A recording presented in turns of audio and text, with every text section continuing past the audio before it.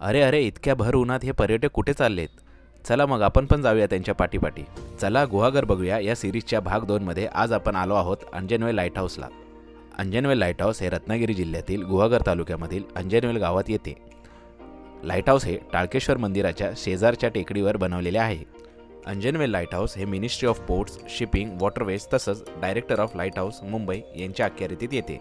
Anjanvel light हाऊसची एकूण उंची 13.5 metre असून रेक्टँग्युलर मॅशिनरी टॉवर या प्रकारामध्ये येते.